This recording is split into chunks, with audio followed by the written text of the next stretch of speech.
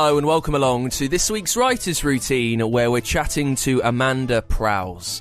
She has written over 30 books. The new one is All Good Things.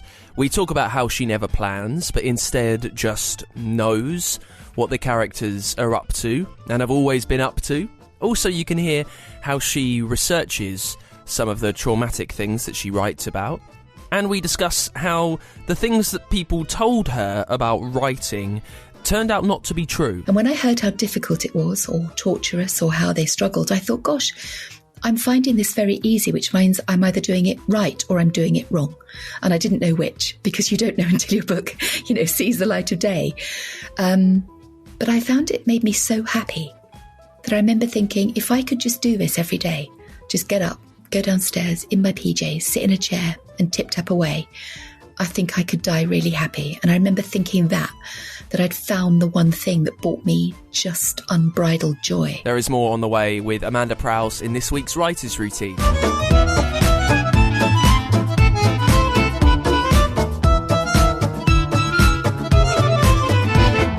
Yes, welcome along to the show. This is Writer's Routine, where we take a look through an author's working day and life. We see how they plan every part of themselves and their space and their family around trying to get an idea down on the page. My name is Dan. Thank you for listening. Now, here's a question. Are you a plotter, or are you like my guest this week? You're about to discover one of the biggest pantsers around. Do you meticulously plot? Do you outline? Do you know exactly where your story is going? Or do you make it up as you go? Do you fly by the seat of your pants? Somehow, is it all just there? Well, if you're a pantser, if that's you, this might help, even though you don't want to be a proper plotter. I know that, but sometimes it's just good to have a vague idea of what might be happening and something to help you. Well, this week we are sponsored by the writing software Plotter.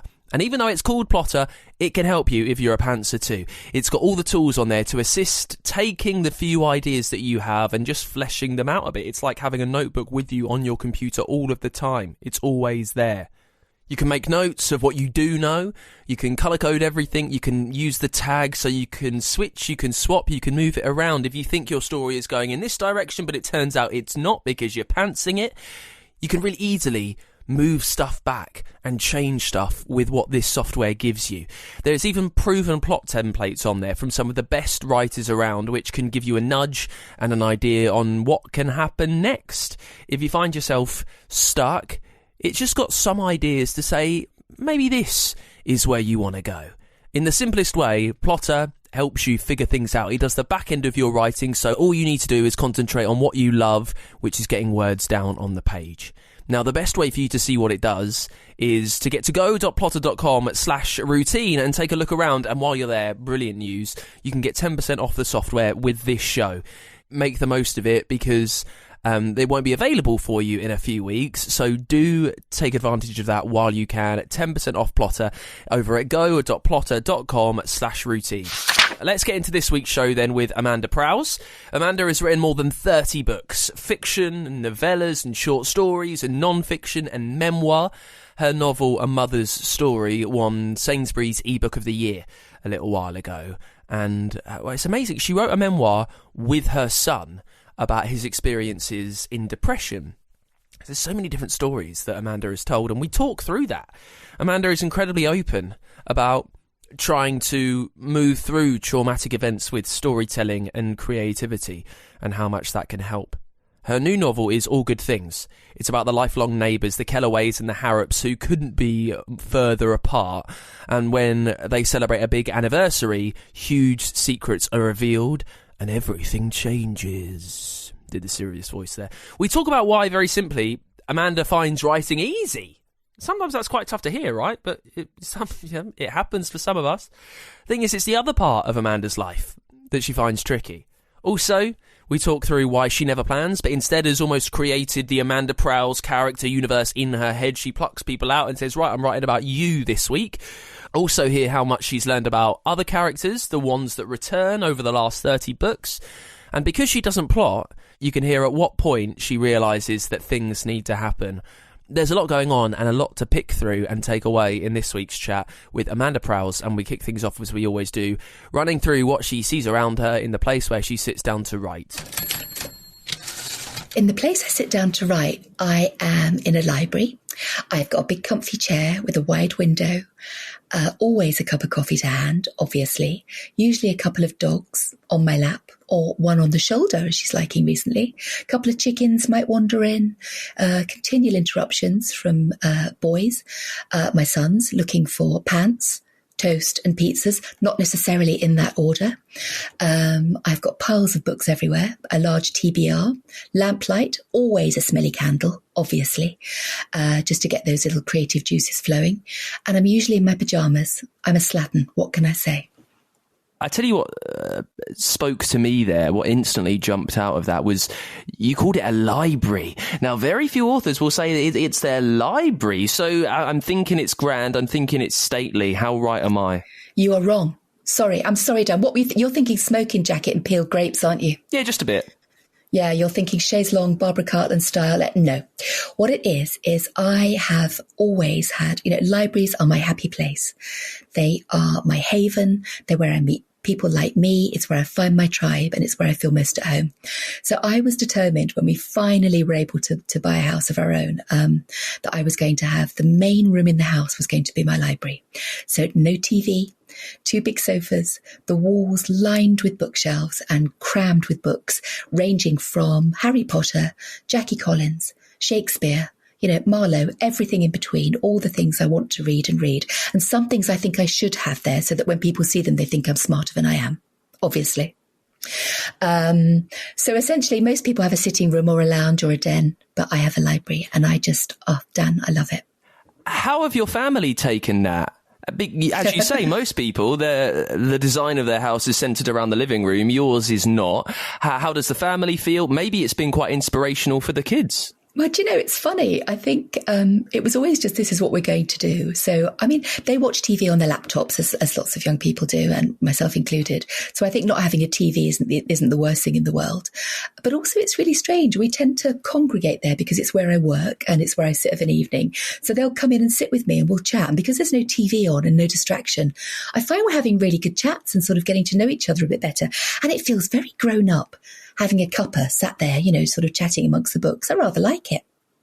Now, that's interesting as well, because there's no segregation between work time and family space. Where you're working is where you do everything else. How do you find that impacts, I guess, your state of mind if there's no distinguishing between simply the sense of place and what you're there to do?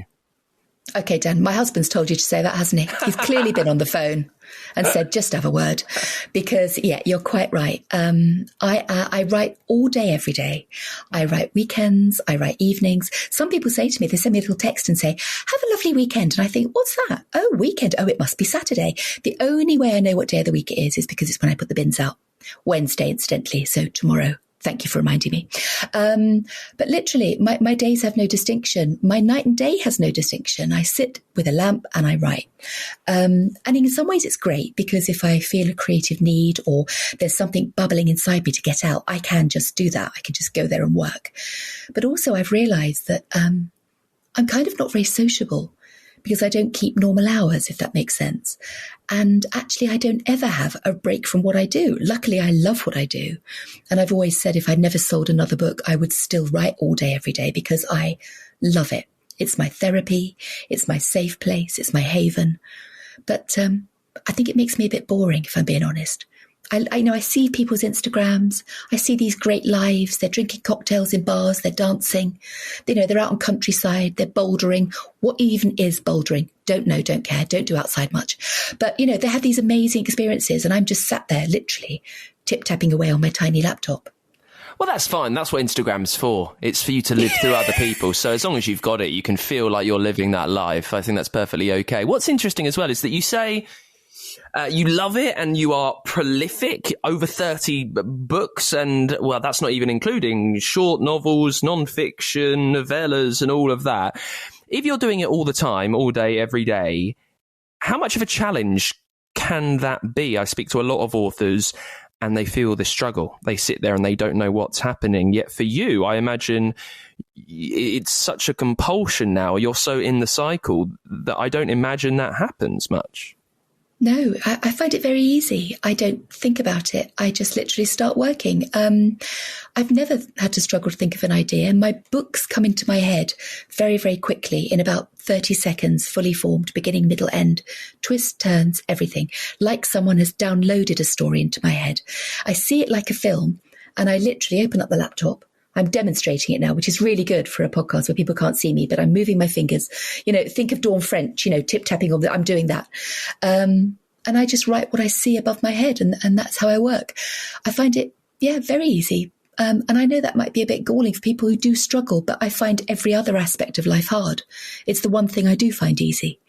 I find, making sure we've got enough bread and milk and, have I remembered to wash my hair, and has everyone been fed, and worry about, all the other issues going on in the world. I find that stuff difficult, but writing I find incredibly easy, and I have more books in my head than I could write in my lifetime. So I think I'm lucky.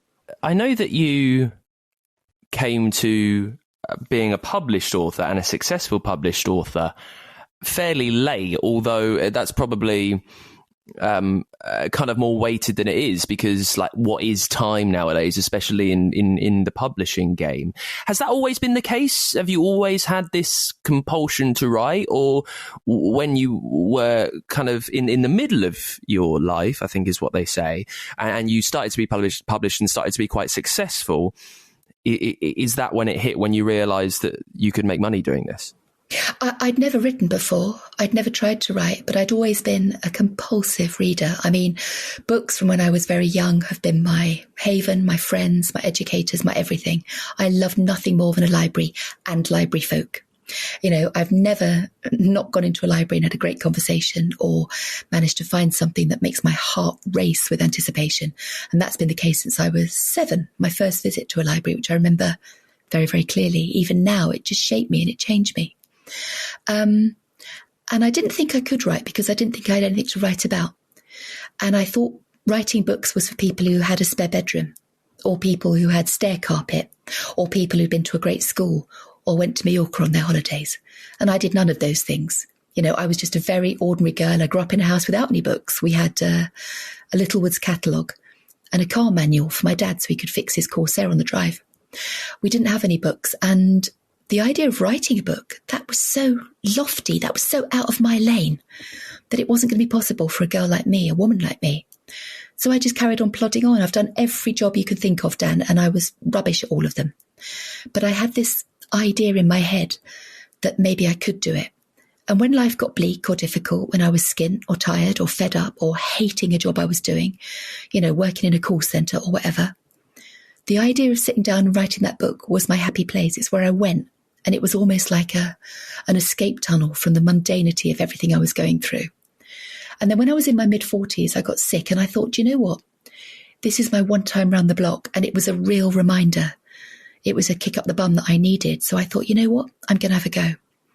Every book I'd ever read, I'd always thought, I wish I'd written that. And for me, it was people like Catherine Cookson, Colleen McCulloch, Maeve Binchy, other classic sort of fiction writers who I just, adore and still do. And I would devour all their work. And I thought, I'm going to try it. And I did. And I couldn't have planned. I couldn't have really thought about my career or how it was going to pan out.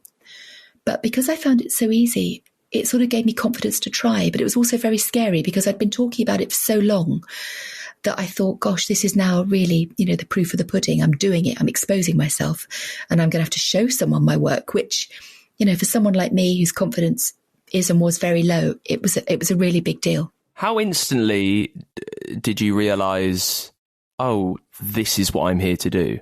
Funnily enough, that's a great question, actually. Funny enough, I think while I was writing, I started to look at other people's writing processes. And when I heard how difficult it was, or torturous, or how they struggled, I thought, gosh, I'm finding this very easy, which means I'm either doing it right or I'm doing it wrong. And I didn't know which, because you don't know until your book, sees the light of day. But I found it made me so happy that I remember thinking, if I could just do this every day, just get up, go downstairs in my PJs, sit in a chair and tip-tap away, I think I could die really happy. And I remember thinking that I'd found the one thing that brought me just unbridled joy, without pressure, without judgment. It was just me and the keyboard. And I still feel like that. I still feel just absolutely at peace when I'm doing it. Let me plonk you back in your library then. You've described the books that are all around you, the dogs, the kids. What is there anything around you that's more practical for the story that you are writing? I mean, plot points, post-it notes, a spreadsheet. What have you got going on in that department? No, nothing. I never do a spreadsheet. I never make a plan. I never write a plot. I never do anything on a post-it note. Everything is just in my head. So I see my story comes in, as I say, like a movie, and I see it, every detail. What the flowers smell like, what she's drinking, what colour her dress is, who she talks to, how she feels, where she goes next, her night's sleep, the bed she's in, the room, where she's going on her holiday, what she's thinking. And so I just write exactly what I see. And my stories are quite cinematic. They're quite descriptive, because I literally just, as I say, it's like if I said to you, okay, you and I are going to write the scene from Dirty Dancing where he lifts her above her head and they're in the water. And we'd go, oh gosh, yes, there's droplets falling and the sun is shining. But it's exactly that. I don't think about it. I don't plot. I don't plan. I don't write anything down. I don't have a single notebook with anything in it. It's all in my head. All my books are still in my head. And the way I do it is that I create an entire world, and everyone I've ever written about and everyone I ever will write about in the future lives in that world. So because I've known my characters since the day they were born, and their family and where they live and where they've moved and the horrible things that happened to them at school and the great relationships they've had, I'm just picking out a section of their lives to write about. So, for example, in my book, Waiting to Begin, it's the story of Bess, who's 53. I'm writing about Bess at 53, but I could tell you what her birth was like. I could tell you where she went on her first holiday. I could tell you what she likes in food, what she dislikes, her allergies, because she's a real person in my head and I know everything about all of them. And they chat sometimes. They're all together in like this world. It's like I watch a, like I'm watching a series, or I'm seeing this. It's like I'm a Sims. I go, the game Sims when you create that world. I think it is. It's like that, but all my characters are in my books. Has that always been the case? Is that something that you needed? But that's so rare for everything to have such clarity that I wonder how you've got to that point, even when you were writing that first novel that you were talking about with no knowledge that it might get published. You were writing it because nothing else seemed to go to plan. Was there any form of thought as to how to get to know these characters further, and perhaps subconsciously that's just become the way? No, it's literally like if I said to you, do you have siblings, Dan? No, just me. Okay, so do you have a best friend? Yeah. Okay, so I might say to you, write a story of your best friend. Tell me one day in his or her life on holiday. And you would have to write that one day. And you write that one day with the full knowledge of how they grew up, where they lived, their relationship with their parents, the house they live in, whether they like doing laundry, their habits, their quirks, their voice, their accent. You'd have all that knowledge in the back of your mind whilst you're writing that one day about someone you know very well. And that's what it's like for me.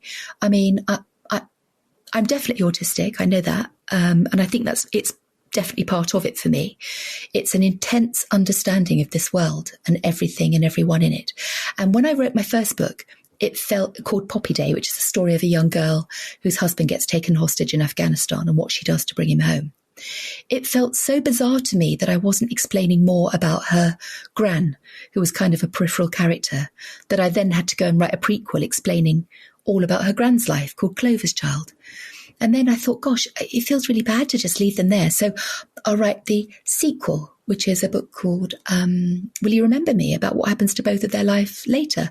And then there are touch points in other books, What Have I Done?, where these characters pop up because, you know what, it's quite a small world in my head. And so there are touch points. So someone in one book may go on a holiday, say, to Weston-super-Mare. And then I may have a character living close who goes to Weston-super-Mare and they pass them on the prom because that's what happens in real life. So for me, it's very straightforward, very easy. And I never think about it. You don't think about it, but how much have you figured out how to deal with the fact that you can't tell the entirety of one character's life in one story, and that you might need to put things on the back burner. You know, you've written over 30 books now. How much have you kind of figured out what's happening and where one character might pop up again? That's a really good question. And what I tend to do is I tend to think about an event, a happening, something that shaped them in a particular way that made them the way they are. And I write that part of their story. And it always, when I think of it, when I think, oh yes, I'll do that for Poppy, for Catherine, for Kate, for Rosie, for whoever, I always think of just that piece of the story. So for example, in To Love and Be Loved, it's the story of someone who falls deeply in love and gets left at the altar. That's not a spoiler. That's quite well known. And it's just that point in her life. And so I don't need to go back to, although I do touch on elements of her childhood and what happens next, but really that's what I'm telling you about, what that felt like for her, what it felt like for her family, and how it shaped her forevermore, because it was such a huge and significant thing. So I set myself almost a parameter, a boundary. And I often think, if ever I didn't want to write new ideas, which I do, I could always go back and write prequels and sequels, because my characters carry on. They're doing some amazing things. And there's some really lovely outcomes and eventualities where I've left them. And I now know what's happened to them next. I think, people would love to know that. I'm so happy for them. Maybe I should write that. So maybe I might go back and revisit all these books at some point and write, prequels and sequels. I don't know. I might. I don't know. So I get up very early. I wake up very early, about 5:30, and I'm always downstairs by about 5:45, 6 o'clock. And coffee, if I could have it intravenously, Dan, I would. I am a total addict. I don't drink and I don't smoke. I swear a lot and I drink a lot of coffee. They're my two faults. I'm sure I have many more, but that's two we'll focus on. So coffee is my lifeblood, and I can't really focus until I've had at least two.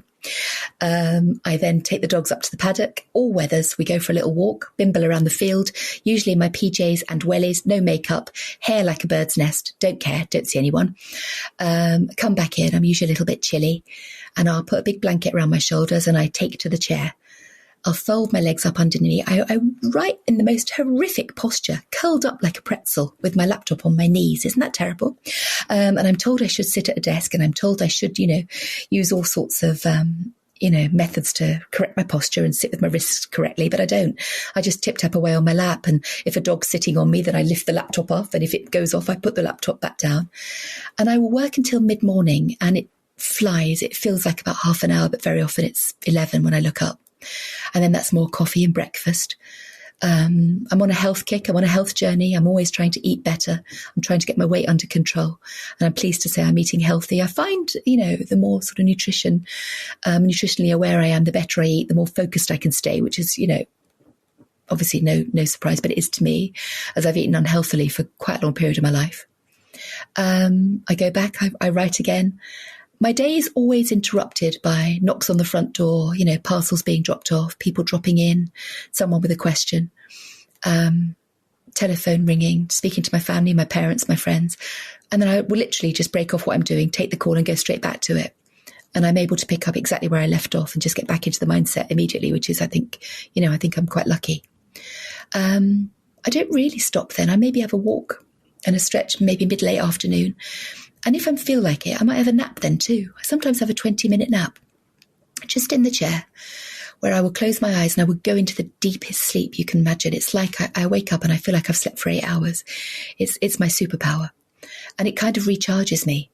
And then I will break for dinner, which I will cook, someone else will cook, we'll just grab something and we all sit in the kitchen and eat. And I find out about the kids' day, chat to my husband. No one talks about writing or my book. We'll talk about, has the dog had her anti-scratch medication? Has someone cleaned the bathroom? Who's going to mow the grass? All the mundane stuff of life. And I go straight back to my writing, and I'll write until about 8, 8:30. And then I'm in bed by 9 o'clock. Dan, I'm so boring. I've just realised I am the most boring person on the planet. No. As I predicted, though, it is fairly relentless. You sit there and you love doing it. You're cracking it out. Are there any constraints in what you're doing? Is there an aim? Is there a word limit? How have you any idea what would make a good day of writing? I never ever think about it, but my books are always around 120,000 words. My chapters always tend to be the same length, which is kind of strange. And I probably do anything from, I don't know. I suppose I do anything between 5,000 words a day. Sometimes I do 10. It varies. It just absolutely varies, depending on, what I'm writing. And if I find something particularly difficult or dark, for example, I wrote a book called What Have I Done?, which had some quite dark chapters in it about a coercive and controlled marriage. And it was quite difficult. I found I had to go slow. I had to pace myself because I found it quite tricky to write some of those scenes. Again, with a book called The Idea of You, which is about a woman who has infertility struggles, and it's her battle to understand and become a mother. And it related so closely to my own experience that I found myself pausing quite a lot and thinking, oh, that's hit a nerve a bit. So I might have a little cry, might have a little think, grab a tissue and blow my nose and crack back on. But other than that, I don't really... I don't plan. I don't think about it. I know I have a deadline of when the book's due, but other than that, I don't. No, I don't set a boundary or think about it. Is that deadline ever tricky for you? No. No. You're always well prepared. Always deliver a book a week, 2 weeks before the deadline, and I turn it around very quickly. Simply because I am always, and this sounds terrible, I'm sharing it with you and everyone listening, I always want to get on to the next book. I love the book I'm writing, and then I love the book I'm writing, and then I love the book I'm writing, and that's how it's always been. I don't look at my reviews too much. I don't worry about chart place. I don't think about any of that. I just want to get on with the next book. And, when you're doing like a craft project, whether it's, laying the decking or knitting a jumper, and real life gets in the way of that project and it feels like all you want to do is get back to that. Like if you're reading a book on holiday and then there's someone going, can you put sun cream down? You're like, oh gosh, really? All I want to do is read this book. That's how I feel about my job, about my writing, about my life. I don't want to do anything other than that. And anything else is just a real inconvenience. So the sooner I can get on to the next one, and then the next one, that's really my lifeblood. That's made my heart race just thinking about it. In your years, over 30 books writing, it doesn't seem like it's ever a stretch before, and or that you even analyse the process too much. Have you figured out how you work best? Like what you do need around you, what you do need to do to start writing? I think because I grew up in a very chaotic, busy flat with lots of brothers, lots of people, lots of chaos, lots of noise. Books were the way that I escaped, Dan. So I would take a book, curl up on the corner of a sofa and read and lose myself in that story. And it didn't matter if my brothers were, armpit farting on the rug whilst watching Why Don't You? And my mum is shouting from the kitchen that dinner's nearly ready. And my dad's, taking an engine apart in the hallway. It didn't matter. I was lost to that book. And it actually was really good training for me because now when I write, it's exactly the same. I get lost to the process. So I write on a bus, on a train, on a plane, in a waiting room, in a hospital, on a sofa, in someone else's house. It doesn't matter. I open the laptop and the moment my fingers touch the keyboard and I'm reading that text and seeing that film in my head, I'm just in it and it doesn't matter where I am. So all I actually need is my laptop and yeah, that's it. I can go. Back with Amanda in just a sec. If you're enjoying the show, you can always support us at patreon.com/writers routine if you're feeling very festive. Maybe that's something you want to do. Over on Patreon, I just stuck up there a week or so ago, the first of a book review series that I'll be doing, where you can put a face to my voice if you want to do that. You can have a peek around my flat as well, and even take a look at my cat, Tiggy, who does not like being woken up for the video, so you can blame me for that. Just taking a skim through some of the books I've read recently. Also, you get access to our writing community there. There is merch. There is even a way for your book to sponsor the show. And it just helps us carry on. If you enjoy what we do, if you've learned some tips in almost 300 episodes, it helps me keep bringing you these authors as often as I can. So to help this out, please do think about getting involved, pledging for as long as you like, for as much as you like. Can be tiny, it doesn't matter. Everything goes such a long way. I really appreciate it. You can even pop on there for a month, see what it's all about, then duck out again. That's fine with me. Get to patreon.com/writers routine. Let's get back to it then with Amanda Prowse, chatting about her new novel, All Good Things. Now, in this half, we talk about the research that she does to make the characters that live in her head, that she seemingly knows everything about, be able to exist in authentic situations. Also, we run through when she realises what needs to happen in a story that she never plots, and we get back to it, talking about what success looks like after 30 books, something that she'd always dreamed of. But as someone that has been through so much and lived quite a life, how much does success change things? When I was really skint, we would say to ourselves, oh, wouldn't it be amazing if we could have a spare bedroom? Wouldn't it be wonderful if we could go to, a fantastic holiday? It felt very important to me, Dan, when I didn't have anything. And it was one of my sort of mental goals, I suppose, because that is how I kind of thought I'd measure my success. If I was able to buy X, if I was able to save Y, that would feel like I was, doing it right, I guess. I achieved material success. I started writing when I was 42. I'm now 55. I suppose about 7 years ago was when we were able to buy a beautiful house, all the trappings, spare bedrooms, library, swimming pool, you name it. It's got a lot. Fabulous. And around the same time, my son's mental health started to unravel. And I can honestly tell you that I would give away every spare bedroom, every drop of water in that pool, every square inch of that library. I'd give it all back in a heartbeat, in a blink, if it meant it brought Josh some peace. Because you're only ever as happy as your happiest kid. And when my son isn't happy, when he's struggling, it doesn't matter how many pounds you've got in the bank. None of it is relevant. Because all I want for me and for my family is peace of mind and good mental health. And it's taught me a lesson. It's taught me, stuff doesn't make you happy. Stuff doesn't alleviate all your problems. Your problems are just different. Am I thankful that I now no longer have to hide from the person I haven't got rent for? Yeah, of course I am. Is it nice being able to write a cheque and pay a bill? Absolutely. Have all my worries gone? No. Is my life perfect? No. It's just a different set of worries. And it comes with its own set of pressures, weirdly.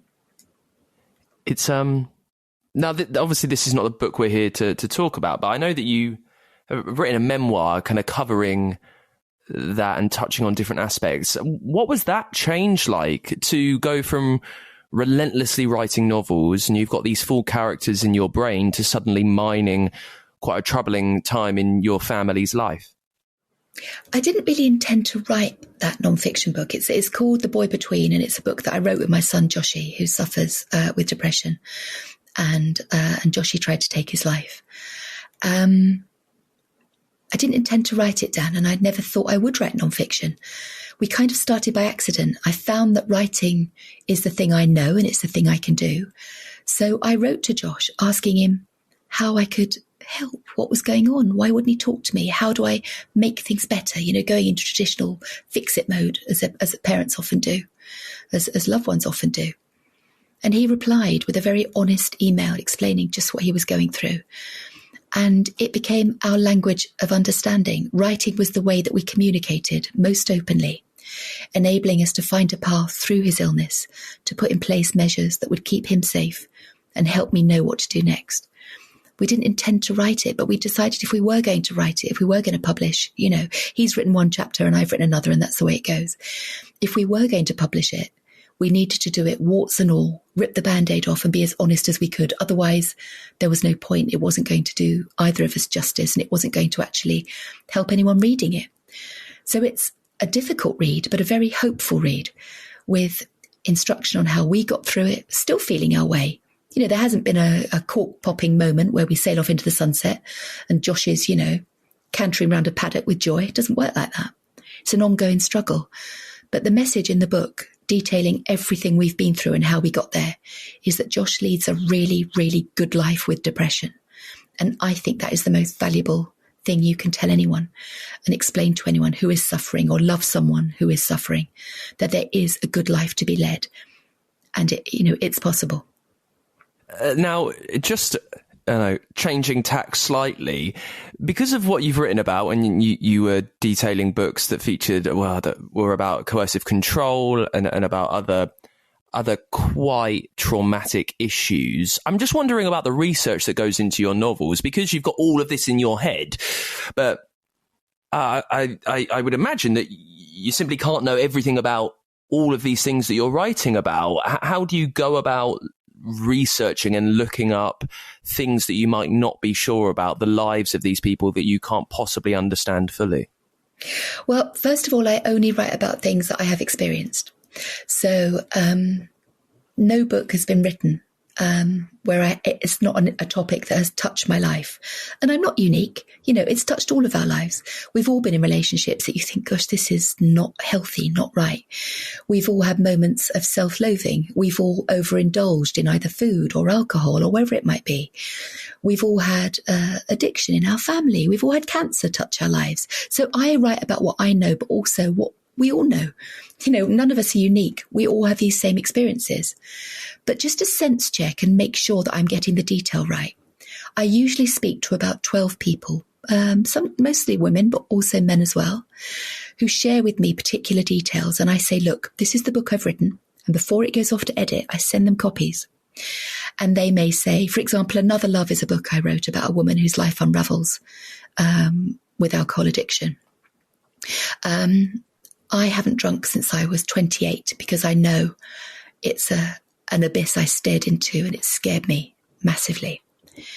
And I spoke to a lot of people who were alcoholics, functioning alcoholics, reformed alcoholics, people living with this dreadful disease. And a couple of them said to me, oh, this recovery, this wouldn't happen like that. You know, it's not that long, or that's too short, or that this drug is available to combat that. And it was like, oh, you know, thank you so much. And it's that detail I get that give authenticity and sort of add another facet to the characters that I've created. And I find it incredibly useful. 12 is kind of my magic number. I usually speak to 12 people. I feel that gives me enough of a broad range of their experiences. And what I want from those people I talk to, and that people are so generous with their stories, Dan. They speak so freely about their experiences. And what I want to know from them is the emotion. How did it feel? Because I can't know how it feels. You know, how did your family feel? How did they react? What did their face look like? You know, what were your hands doing when they were telling you that? Did you cry? You know, when did you forget it? Did you sleep that night?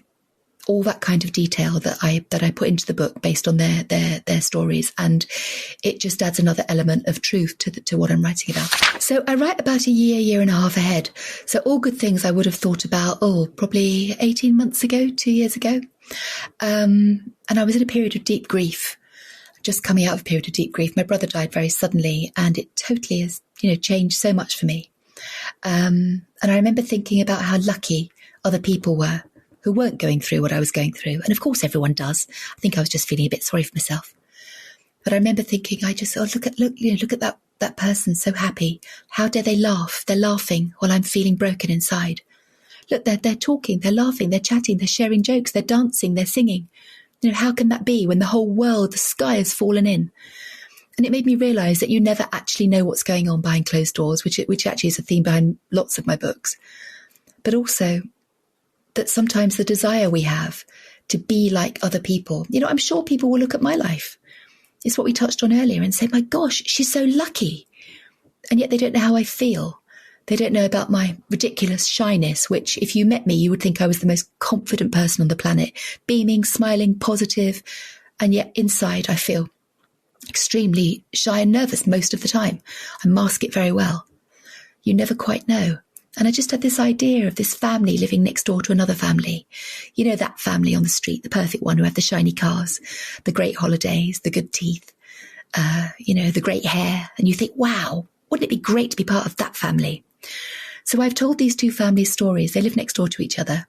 And each chapter is told by a different character in the family. And it slowly peels a layer of the onion until we get to see the true heart of both those families. And I think it's fair to say that on both sides, nothing is quite what they seem.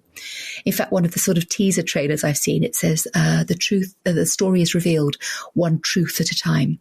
And I kind of like that because it's usually one lie at a time, isn't it? But it's one truth at a time. And it's how, I think it's quite common, Dan, for us all to compare because we think the grass is greener, but you just never know.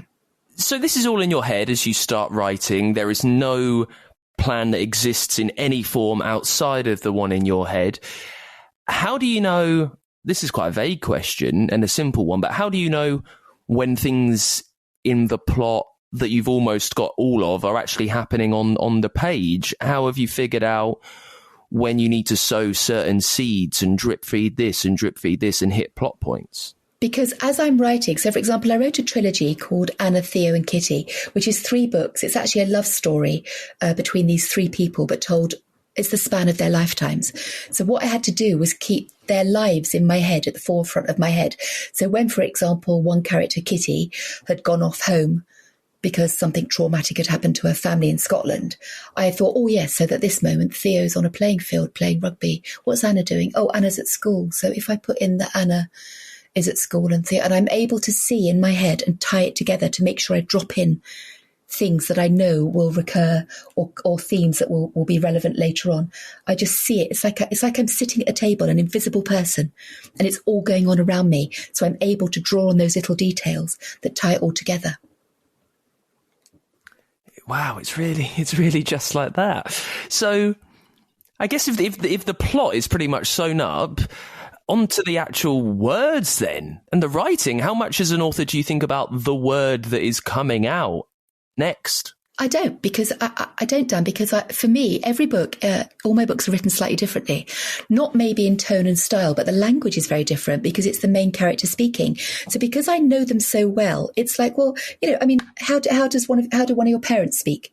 How does your grandparents speak? How does your best friend speak? How does your colleague speak? You just hear their voice, don't you? And the things they say, their expressions, their tone, their quirks, their speech impediment, their accent. It's just all there. So I'm just as though I'm writing what they would say. So for me, it's very obvious because I can hear them and I write it, and I can see them and I write it. So I don't think about the words, and every character will have a slightly different tone.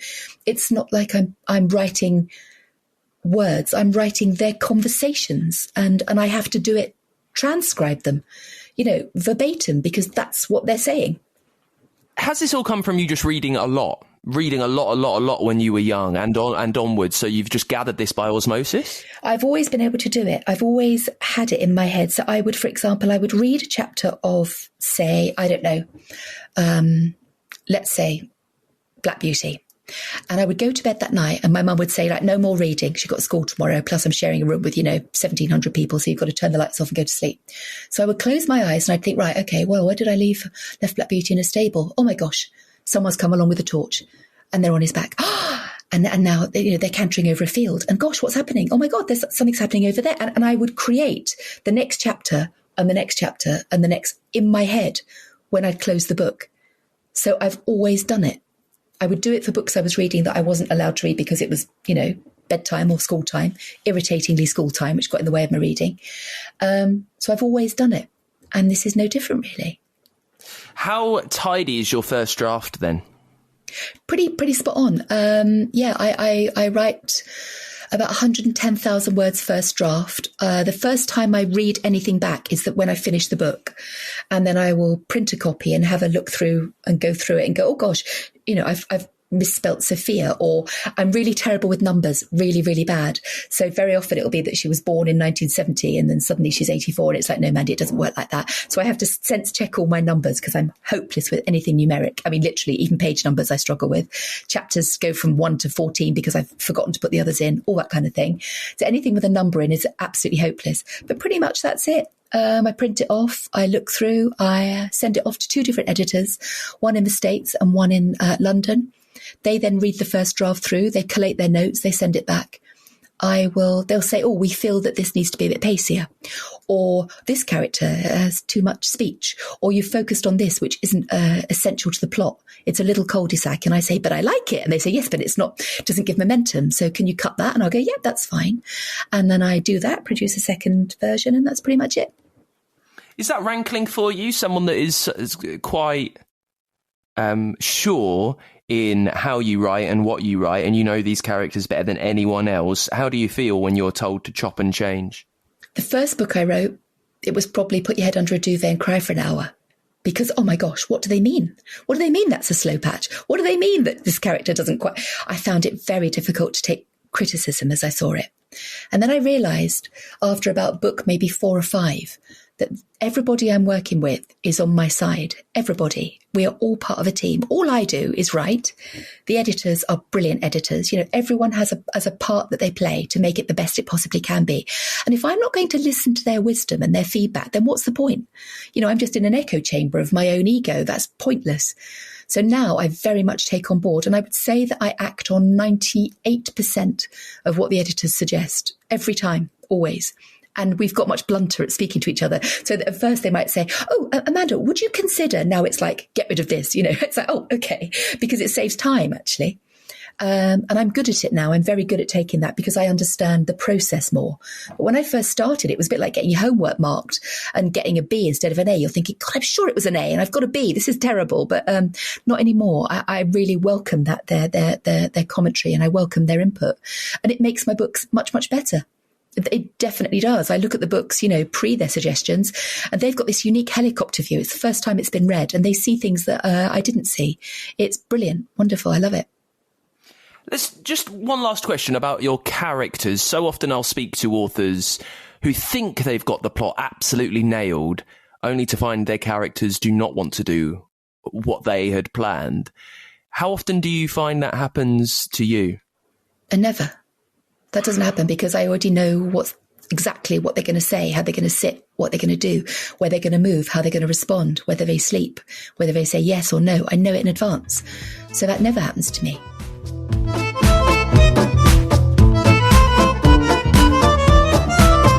And thank you so much to Amanda Prowse for coming on the show. The new book is All Good Things, and you can pick up a copy right now. Next week, we are back with our last episode of the year. So you'll get one on the...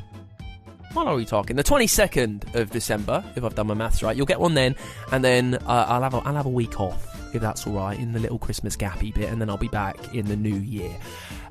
Make sure you follow us and subscribe wherever you get your shows, then it'll automatically pop up in your feed for 2024. How shocking is that? You can support us as well, patreon.com/writersroutine, and get 10% off the fantastic software Plotter while you can for the rest of this year at go.plotter.com/routine. And I will see you next week with a brand new guest on the show. Until then, bye.